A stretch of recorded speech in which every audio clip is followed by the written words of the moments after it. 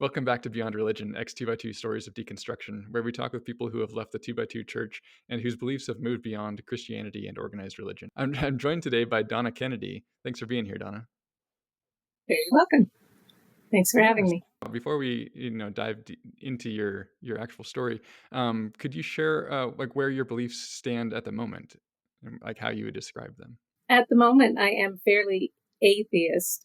I would say agnostic, but not, right now leaning more totally atheist. It's kind of embarrassing because it's not something I say very often. Yeah, well, I appreciate you, being willing to share a little bit about it on here. I completely understand.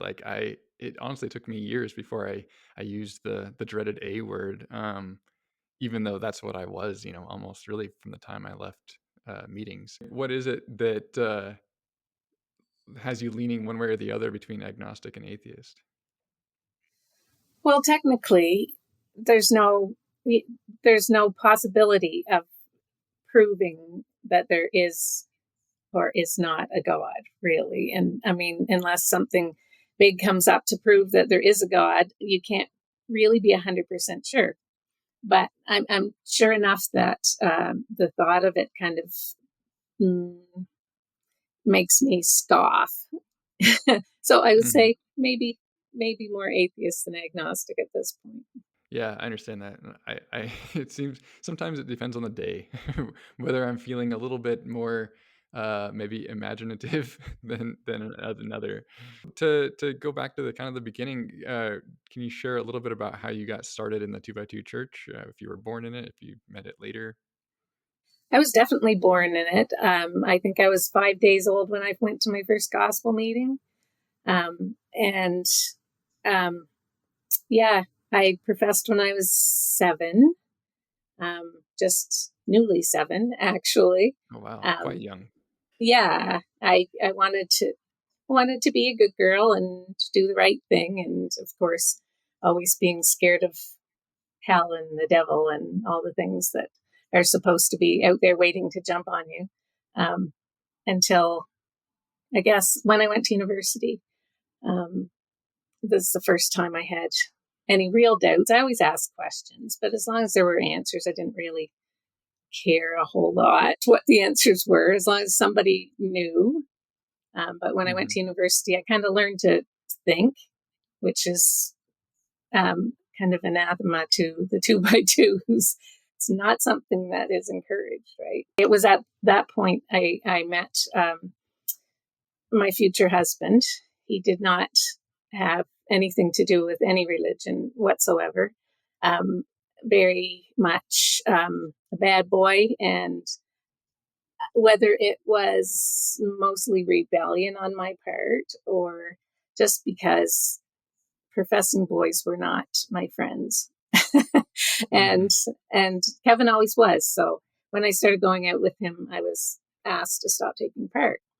And that was a huge deal for me at that point in time. I mean, now, not so much, but at that point in time, it was something that would just keep you from going to heaven. You don't have to get super specific, but kind of what region of the world was that in that you had that rule put down on you? Eastern Canada in the Maritimes. I so wanted to be doing the right thing. So I went and talked to the workers in our field before I told Kevin that I would go out with him. And it so happened that the overseer for that area was one of the workers in our field. And I talked to him, and he did the whole roundabout worker speak thing. Oh, no, that's not a rule. We don't believe that at all. Just be careful, because sometimes when you start dating outside, it's easy to lose your way. And I thought, well, okay, I'll just be careful. I know, how to behave and everything. And then when I went home at Christmas holidays, first thing I was told is not to take part. And I said, but I already talked to somebody about it. And so they asked Bill, and Bill wrote me a letter and said, of course you can't take part. Didn't we talk about this? So, of course, there are no rules, but there are rules, and you're just supposed to know what they are. So either he was maybe backtracking a little bit, or he literally assumed that you just knew that you were going to not be taking part by dating this worldly boy? Yeah, he very much talked in circles. I mean, I think that as far as overseers go, I haven't heard anything bad about Bill Bryant. And he always, like everybody says, he was a great, and he was always kind to everyone and he looked after things and in that way. But he was really difficult to know what it was that he was wanting you to do. So going back just a little bit into your childhood, you said you were 7 when you professed. Um, how what do you recall how it was, first like taking part, and like did you understand what you were saying in the meetings at that age? I mean, you're 7 years old. Is only a year or two after you probably would have begun reading in general. Um, I I was an early reader. Um, of course, not having TV or anything like that. And I was bored a lot. My older sister went to school, so I learned to read before I started school. And so reading, I mean, there were things I didn't understand. I didn't get the big picture, but I could read a verse and know what it meant and kind of get a thought out of it. And I never minded talking in front of people. I even like I'd give my testimony in special meetings and conventions. You were one of those lucky people. I don't know. I was one of those pompous people, I think. I was just so proud of myself that, I Yeah. professed. And so, yeah, looking back, it's kind of cringy. Looking back is kind of cringy, I think, for all of us in some way or another. Into your teen years, did you have any acts of rebellion, or were you kind of the quote good two by two girl? I was the good girl. I wanted to go in the work when I get older. This was my plan. Not that I really thought about it a lot, about what it meant, but, you know, well, when I get older, I'll probably go in the work. Um, and yeah, it was about, I had no, I was going to say no question that it was what was right, but I had questions and I would ask them a lot. My great grandfather was one of the first workers in that area in the early 1900s, and he was still alive. And so, if I asked a question that my father didn't know the answer to, they would bring my great grandfather in, and he would just like do a gospel meeting in the spur of the moment, and we'd all just have to sit around and listen to him. So I learned not to ask a whole lot because that was just really boring. So you started dating this boy despite and not being able to take part. Um, how and obviously that turned into your husband. So Well, yeah, I don't know if it would have otherwise. Like if they'd have just not said anything, and it probably would have fizzled out in a little while because we're not. Um, I was going to say we're not compatible. We are compatible. Obviously, we've been married 37 years, but we're not who you would think would get together. And at that point, I may not have even. It might have been a 2-date thing. I'm not sure. Um, but yeah, it just ticked me off so much that no, you don't want me. I'm not going to be there. That's just all fine. So I ended up, we ended up getting married and had a baby. And 2 or 3 years after our son was born, I started going back to meeting. Mostly because all of my support system was meeting people.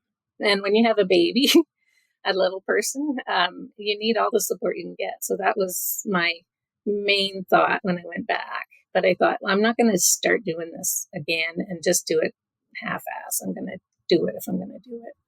So I kind of jumped back in with both feet. So that lasted quite a while.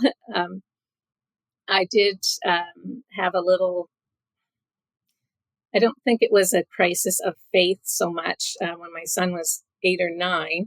As it was, I was in depression and I stopped going to meeting because I stopped going out of the house. But then when I started feeling better, I went back to meeting and I professed again, third time. Um, but I felt like I really had it that time.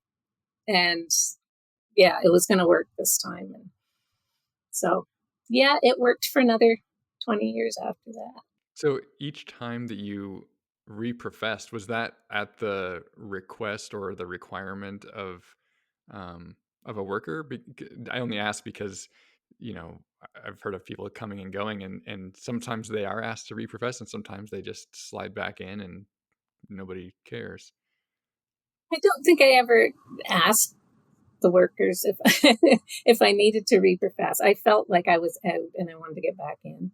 So it Gotcha. was, yeah, it was my thing. Now, when um, I was baptized when I was 10, and the worker said wanted me to wait, but I didn't want to wait. So when I came back, when I professed the third time, the worker in the field said, "Have you thought that maybe you should be baptized again?" Where you have more of an understanding now. So I was baptized the second time, which I'd never heard of anybody doing before. Yeah, the rebaptism thing is very surprising to me, because that's one of those things where they always just say, you know, do it once, you're like set for life or something. Well, like it's supposed to be like a death, right? So, Right.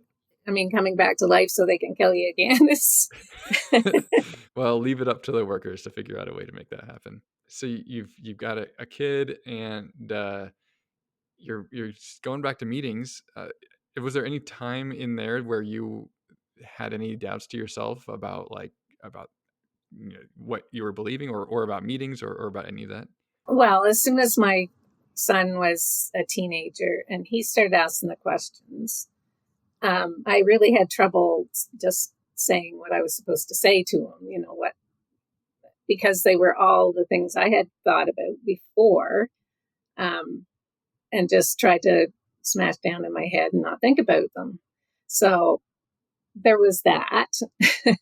And at one point, I thought, I've really got to make a decision. I've got to decide whether I believe in God. And if I do, I've got to decide whether I'm going to stay at meetings. And so I decided, yes, I was going to believe in God because I'd always believed in God. And who didn't believe in God? And, Yeah. and that meeting was probably the closest to what God wanted from me. That didn't last very long, because in deciding to put 100% into being in the truth, I talked to some of the workers. I talked to two of the sister workers who I always thought a lot of, um, and did not go well. It was bad. Like, I asked, you know, just for my own peace of mind, like, why is it that the appearances are so important? And she just like flew right off the handle. Oh, wow. Um, yeah, my problem was that there was a TV in my house, and it was because my husband, it was his TV, and if he wouldn't get rid of the TV, I should get rid of him, which Oh my goodness. I know. It's like, that has nothing to do with what we're talking about, number one. And number two, no, like, and I know there were other people that did that there was one person in the area that had been asked to leave her husband unless he would come to meeting with her. And she did. And she had a small child and she raised the child herself, even though her Oh my marriage was gosh. happy, but they told her she had to leave. So she left. So no, I wasn't going to do that. So after that, my son had been questioning and he had been kind of looking for another church. So I decided I'd help him look for a church. So we looked for a church, and we found one we liked. And it was a very joyous couple of years. Like, I felt like after God being so small and tight, that like God is huge and the world is full of God and I have so much joy. And it was just like, amazing. I would love to go back to that again, but my mind won't. Once you, Right. you can't unsee, right? Pandora's box has been opened. Yeah, yeah. But that was great. And maybe if we just stayed in the area, I would have stayed in the church and never questioned anything more after that. But we moved to the other side of the country, and I never found anywhere else that I wanted to go to church. So, yeah, I started doing my own research, church research. Mm-hmm. Hmm. So I thought all these questions that I'd had growing up that I'd have had to like stuff down, I thought it was me, right? Like these questions, nobody else thought like this. My grandmother used to say it was the Philistines because they kept coming back, right? So I wasn't killing them all off. I was leaving some so they would come back. Anyway, come to find out these questions that I was asking, like so many other people online were asking the exact same questions, and it wasn't me. And not just the 2x2s, but like watching like Christopher Hitchens and like some of the things that these people were saying were like, hey, you heard the questions that I was asking. And so that was nice to know that it wasn't me that was, weird, that it was just maybe it was the 2x2s that were weird, or maybe Christianity as a whole. Um, and for a while, yeah, I really wished that I could still believe in Christianity, because there's something about being part of a group, Yeah. belonging. And there's something nice about knowing that somebody's there that cares about you, that will look after you. But yeah, I feel that way about Santa Claus too. I wished I could believe in Santa Claus again after I found out, but you can't. I mean, you can't go Yeah. back to it, right? You're researching Christianity, and about what year, like what time frame is this? Just to kind of get an idea of where the internet was at that time. Right. When I left meetings, I found the Telling the Truth site, Mm-hmm. um, Sherry Crop's site at that point, and it wasn't like the internet is now. It was like a board, basically. Right. Scroll and look at the things rather than having a yeah. Um, but after a little while, and they were very helpful, but after a little while, I thought, okay, I'm done with that. I just don't want to go there. Put that out of my mind, and I'm done. But then that was 13 years ago, 14 years ago, 2009, 10, yeah. And then we went to church until probably 2012, 2013. And then, yes, then I started looking for things. And for a while, though, it was just my own mind. I was just um, trying to think, because thinking, like I said, isn't encouraged. But when you use your logic, you think, why is it that I believe that again? Like, that doesn't make any sense. So my brother and I were talking, probably around 2015 or so. We were talking, and we were talking. He had just been asked to leave meetings because he was gay, and he loved meetings. He had been a worker. He was like very much still in, but somebody from his meeting had told the workers that they thought he had a boyfriend, and so he was kicked out. Um, anyway, we were talking about God, and he was like, well, I don't think my God is like the God that we had growing up. He said, when we were growing up, God was stern, and we had a fear of him. It was the fear of God. And we talked about that, and there were rules, and there were all this. And I said, yeah, that's not the God I believe in either. And so we started talking about what our God looked like. And the more like things that I would say, like, yeah, my God is patient and kind. And it's like, how come I get to decide what God is? Like, it's like I'm making him up as I'm going. And then it's like, well, really, we did just kind of make him up, right? We just kind of decided who we wanted for a God, and that's who we believe in, which is just silly. So, so yes, about that time, I thought, okay, I'm going to see what's online and see if anyone else is thinking like this. Because, like, here we are creating God. Like, isn't he supposed to have created us? And yeah, then I found lots of things. YouTube has wonderful things, and all the exports and everything. I mean, I actually found the X2x2 support group before the Dean Brewer thing hit, but only like a month before. Like, I was still new to it, and so I got all this information. It was like, oh my land, and nobody else knew. So I was telling my family that we're in and everything. It's like, did you hear about this? Well, no. Where did, like, you'd think they would have told us. Well, they never told us anything my whole life. Why would they start now, right? Right.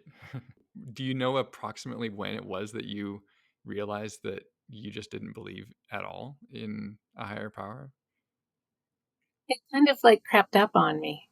It Mm-hmm. was, I know it was after 2015 for sure, because I Mm-hmm. had surgery that year, and I remember like praying hard and really believing that someone was hearing me at that point. So it was after that. But yeah, whether I wasn't being honest with myself, because still I'm not honest with myself.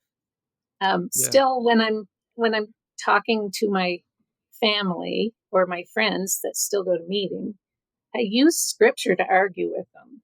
And then I start feeling like, why am I saying that? That's not even, I don't even believe in that. And here I'm like putting my whole self into, no, this is what this scripture means. Well, that doesn't even matter. So Right. yeah, it's for me, it just kind of happened. And it was a while before I could say agnostic even. And Mm-hmm. I've said atheist for probably 3 years, but not to very many people. I know how that goes. Kind of softening the blow a little bit, I think. Yeah, well, when I thought I've got to tell my parents. So when I first told my parents, it was around the time that the Dean Brewer thing was happening. And I said, I don't believe in God. And my father didn't believe me. He's like, you might think you don't believe in God, but you believe in God, because you wouldn't be worried about all this stuff if you didn't believe in God. Oh, And I wow. was like, um, okay, because I didn't want to argue about it. So I think he still thinks that no matter what I say, I still believe in God. And that Yeah. makes him happy. So whatever. It's not an argument that is, if you win that argument, what have you really accomplished necessarily, right? Exactly. Yeah. Exactly. I'll be honest, I had no idea that your transition, your belief transition had happened so recently. I think because as long as I've known you, right, you've you've always professed some form of non-belief. Yeah, well, see, I could say that on those boards. I can say what I nobody knows me. There are people now, as time goes on, there are people now that know me there. But yeah, like, I felt comfortable saying whatever I thought and felt at the moment, and so yeah, I guess probably most of the time that I have been in that group, I have known inside that I was at the very least agnostic. So there is, they call it an unconvention in Red Deer coming up, Labor Day weekend. There was one last year, and I went with my brother, my sister, and her husband, who had just left. And it was very Christiany. Um, everybody was at that point where they were finding that God was bigger than they thought, and joy, joy, joy. And everybody's all, excited and happy. And some of them hadn't left meetings yet. And um, it was, I don't regret going, but now my family wants me to go again. And it's like,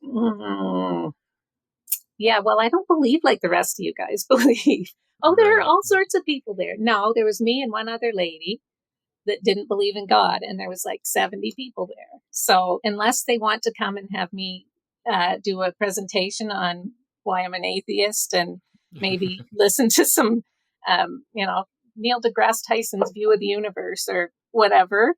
Now I don't think I want to. Yeah.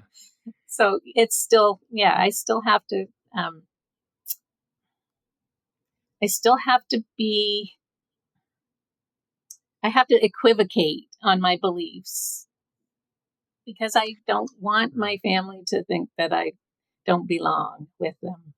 You know, like, okay, we went through this when I left meetings. You know, nobody would talk to me for a while. My parents didn't want much to do with me. My grandmother cried. It was horrible when I first left meetings. And if it wasn't for my son, I don't know if I probably would have gone back and professed the fourth time. I don't know. Um, but yeah, it's even though I know that my beliefs are very different from theirs, it's like, yeah, I always have to be in a different place than the rest of my family, which is really kind of sad. I completely can empathize with that because I have the same situation in my family. And at the same time, I think I've had to learn to just meet people where they are and meet them where they're at. And like I'm not out here trying to make anybody an atheist. They're gonna have to figure that out on their own. Um, but yeah, so but at the same time, I agree. It's tough to, um, especially to go to some sort of a gathering where you are definitely the outsider, and it's not like they are, rejecting you in any way. It's just, yeah, it's just a difficult place to be when your beliefs just are so far at the other end of the spectrum. I don't think I'm better than people that are still Christians, but I feel like I'm a little further on, which kind of is the same idea, right? Hmm. So I have to fight with Yeah, I suppose that so. because, you know, it hasn't been that long since I was in that place. Like I said, like, I don't think any of us are out here trying to convert people to atheism. Um, but it's also like statistically, those, say 70 Christians that are gathered in 10 years, there's going to be maybe 10 to 20% of them that will have, moved further down in the belief spectrum. Um, and so, yeah, it's just an interesting kind of morphing to see in our whole community, really, I think. Um, because these are, by and large, probably people that wouldn't have moved on to a different church or out of the two by twos if it weren't for a cataclysmic event like Brewergate.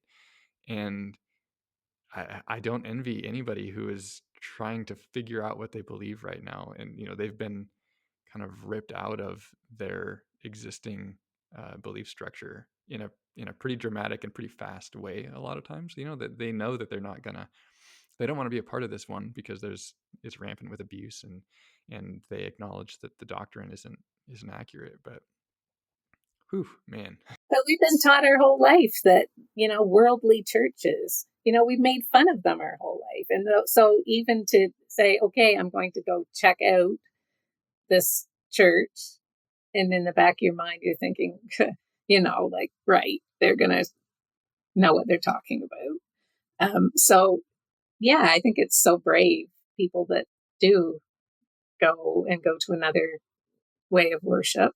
Um, there's going to be problems in all of them, though. I think this is where the people that are still in want to say any church that you go to is going to have sexual abuse and child sexual abuse. Well, sure, but this is supposed to be the one true way. And it's worth noting that I don't know about most, but a lot of those other worldly churches have very established guidelines. Their doctrine is written out for everybody to see, right? And if they have like I want to say conventions, but I mean, if they have groups of people that are what they have to sign waivers, they have to have insurance, they really make it a priority, and it's almost not a question. It's like, this is the law. Of course, you have to do this. Well, apparently, it's not the law yet because not everybody does that, but It should be. You mentioned your son, and I just want to maybe give a little bit of a spoiler here in that your son Casey is also going to be doing an interview with me in a little bit. I think it's kind of beautiful that his questions were kind of what opened some cracks for you in just exploring things a little bit more. I guess he didn't have the same upbringing I did, although I tried to Mm-hmm. give him a professing upbringing, and he professed when he was 9, but his dad never did, and we had more of a like a life like a normal person. So he had a little bit of a head start on me there. But yeah, I mean, just he's very logical too. And so, yeah, we had lots of long talks. And I think he got there before I did. I think that um, when he got married, his husband said, or I asked what he believed, and he's like, well, he's spiritual, but he's not religious. He doesn't go to a church. It's like, well, what does that even mean? How do you be spiritual without Right. that? And so, yeah, it took a little while, but I think his husband helped him get there, and then he helped me get there on top of everything else. And it's so wonderful that he did, because, yeah, if it was just me, not. Yeah, yeah, it definitely makes a difference when you have your loved ones are going through the same thing along with you. And I mean, my poor husband, I don't think, like, he grew up Catholic when he was young, but he stopped going to church when he was like 9 years old or something because he thought it was stupid, and he told his parents it was stupid. Um, so he's never really believed in God, but he was like, everybody kind of looked at him like he wasn't quite all there, like in our family, in our friend group, because it was all meeting people, and he was different. He was the one that thought different and did different and was different. So nobody like put a whole lot of stock into um, his beliefs or anything. And I guess that included me, because he'd been kind of like, God, what do you mean? Haha. And Mm-hmm. I just kind of thought, that's Kevin, whatever. It never occurred to me that, maybe he's actually thought about this. Maybe he's actually right about this. You had mentioned that your brother came out as gay at some point. You were out of meetings by that point. Is that correct? I was still in when he came out. Mm-hmm. He had been in the work for 4 years, maybe. And then he left the work, and he kind of had a nervous breakdown, whatever. And part of what he told us was that he was interested in men. And we just didn't even know what to do with that. Like, you know, he still loved meeting. That was part of his breakdown, because he still believed everything that they taught. So he still believed that he was sinful and what he was doing was wrong, but he couldn't stop. And so it was rough. It was a rough 5 or 6 years for all of us, because we didn't know much about, you know, Yeah. different sexuality, like very, very insular upbringing, not just in meetings, but also in a small town in rural New Brunswick. It's just, I saw one Black person until I was like 15 years old. So it wasn't, like no culture differences, no, nothing. I mean, other than the other people in our village were Baptist, that was the big difference, the big culture difference. Right. So, yeah, when my brother came out, it was hard for him. It was hard for us. But it's kind of a good thing, because it kind of gave me some background for when my son came out. And it was a whole different experience. Like, my brother always was fairly apologetic about how he was. I think he felt shame, but Casey never did. Casey was like, hey, this is who I am. I'll write a letter and tell everybody. That was in no small part due to your own attitudes that had morphed during that time. So I think it's really amazing that he had a mom that he could count on for that. I'm glad we have a really close relationship. So yeah, he's helped me. Hopefully I've helped him too. So anything in particular that you credit for kind of helping you to shed those attitudes toward like the queer community, um, as you were kind of you kind of had like a ramp uh, up into the ally sphere, so to speak. Yeah. Um, I remember when my brother first told us, I just felt sick to my stomach. Like I didn't know what to do with it, and I felt sick to my stomach. I thought everything's going to change. This is wrong. This is how are we going to deal with this? Um, and yeah, like I say, it was a long, hard road for him for sure. And he and I have always been close too. So we did a lot of talking, and he told me how he was feeling and um, how he was treated because of what he was and what he couldn't change. And so when Casey came and told me that he had a boyfriend, my my first thought was, "Oh crap, no grandchildren." What a that's the most selfish thought ever, but that was my thought. And then I started thinking, well, it's really not about me, is it? So, but yes, there was still that twinge, like, well, that's too bad. Life is gonna be harder for him. It's, but the strange thing is, it hasn't been. He's like No, that's so good. much happier, and he's found a whole community, and he's not an introvert anymore. He's like, yeah. So it hasn't been harder. It's been good because I mean he was almost engaged before that to a girl. He was living with a girl, and I think it was a surprise to him, but he was just keeping it all inside. So when I saw him come out and change and grow and be happy, I'd always thought people shouldn't be treated like that. People shouldn't be treated like that because of who they are. Even when I was going to meeting, I didn't have this sin thing like people seem to do. Um, I remember when the Matthew Shepard case, I don't know if you know about that, was I don't know that I in the recall. 90s, maybe. He was a teenage boy that, yeah, some people in his town um, beat him to a pulp and tied him naked to a fence post overnight, and he died of the cold. Mm. Um, that just tore me up. And that was before I really had thought that much about people with different sexuality.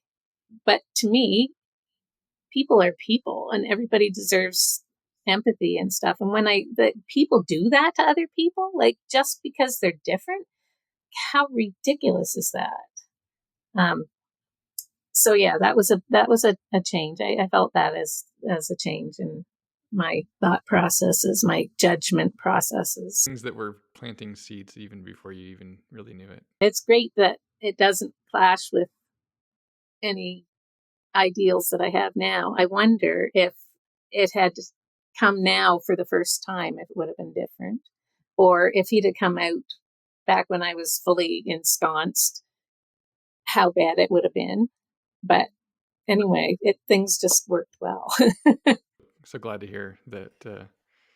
Yeah, the whole thing has been uh, really, at least from me, from somebody looking, in from the outside. It's really a relationship that I wish that every parent could have with uh, their child that's in the queer community. Yeah, it's funny that it isn't because I can't even imagine like somebody kicking their child out because of who they are or refusing to have anything to do with them.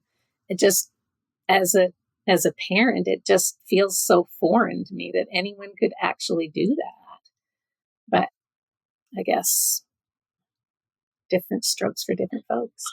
Yeah, hopefully less often now than ever before in history, but yeah, unfortunately, it still happens. Well, is there anything else about your story that you wanted to touch on, or anything else that you think is important to bring up?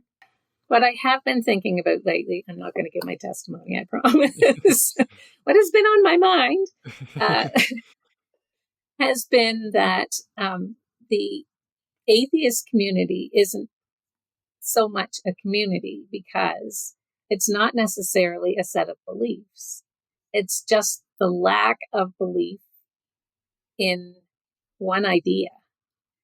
And so um, there are times when, the shared beliefs and everything of the group, both meeting group and the church groups and all that, there's something that kind of binds together. But as an atheist, it's harder to find people that that you share a connection with. So yeah, that's something I'm working on now. So I didn't even realize that there were several other other than the Millstone group, which is hilarious to me. That there were other people that were in that place. But yeah, it's not a whole set of beliefs and rules and everything. And sometimes, having grown up in that, sometimes you miss that, right? Yeah. So we need to Yeah. make some rules about to be an atheist. We need to make our own rules.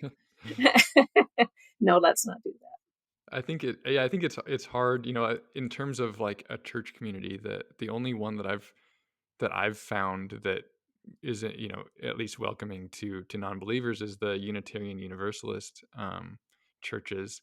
And granted, I have not necessarily explored. I went to one in North Idaho, and they were playing, secular hymns, but they're still hymns with the same tunes as the hymns we grew up with, right? Uh, and that was in North Idaho, so it was. They didn't have their own dedicated church. They were in a gymnasium with folding chairs, and so that was a really hard. Yeah, and the message was fantastic. It was a very uplifting message, but it was very triggering, and I'm not someone who's easily triggered, so to speak, but um, it was very bizarre to be in a setting that was almost exactly a gospel meeting, but with people who had tattoos and dyed hair and were all across the LGBTQ spectrum and all that. That would be, yeah, fairly rattling, I would think. If you find a community that works for you, I think it would be fantastic to be able to explore that. I understand they are few and far between, though. And I'm not sure exactly what your project is, other than, is it a podcast that you're doing? It's essentially a podcast, but I'm too cheap and lazy to actually put it on podcast platforms, so I'm just putting it on YouTube. Okay. So, I mean, even hearing that there are other people and listening to other people's stories, I think that's very helpful. So I very much appreciate that. What made you think of doing something like that? Yeah, I think I kind of just felt like there was an a gap in the market, so to speak, of these stories, and I really appreciate all the time and work that a lot of other people have put into, and I'll go ahead and say specifically, like over at CCF, they've been doing a lot of interviews. Whitney over there has been doing a great job, getting people's stories. Um, but there's not very many stories from the non-believers on there. So yeah, I figured let's hear some stories that resonate with me, and I think we all like to hear a little bit of ourselves. Are you active on CCF? I would say moderate. I mean, I keep an eye on it anyway. I have signed up because I keep getting bugged by my brother-in-law because he loves it, and I can't figure it out. But I'm there from time to time. It seems to be having its own kind of cult following itself, um, which kind of worries me. So I don't know enough about it to know that for sure, but people that are on it are so excited about it. I've been on CCF since its inception, and it's been a very interesting thing to watch. And uh, if anybody from CCF is watching this, I'm sure they will agree with me, because when it first started, it was like almost all professing people. And in 2 years, it has morphed into a minority being professing people. And Okay. all of as far as I know, all or almost all of the admins on CCF have left meetings. Okay. And so, yeah, it's been pretty interesting. I'd love to have a conversation with some of the admins over there just to get their perspective on this. But yeah, it's a very Christian platform. So you're going to get those viewpoints. And I'm not in there to to necessarily enter into any theological debates, but uh, yeah, it's been very interesting to see people get a little more woke, so to speak, Hmm. over time. Well, it's good. It's good to get someone else's perspective, because if I knew how to get places and see things, I might have a whole different idea of it. Um, but what I do see is basically in a very narrow space, because I don't know how to get anywhere else on there. Very technologically challenged. So my ideas of it may be totally skewed. It is a little bit tricky to navigate. It's definitely different than the other social media platforms that we're used to.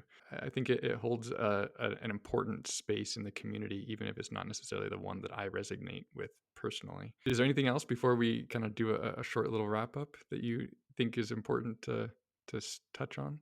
I can't think of anything right now. After I'm finished, I will be talking to my son. I'm sure I will. And he'll say, "Oh, what did he say when you said this?" And I'm going to say, "I forgot to say anything about that." Give him your notes, and then he can fill in all the gaps during his Right. interview. For Awesome. sure. Well, Donna, thank you very much for coming on here and sharing your story. I really appreciate your openness and your honesty about your whole experience. Well, thanks so much for having me. And good luck on this whole series. I think it's important, and you do a great job. Yeah, thank you.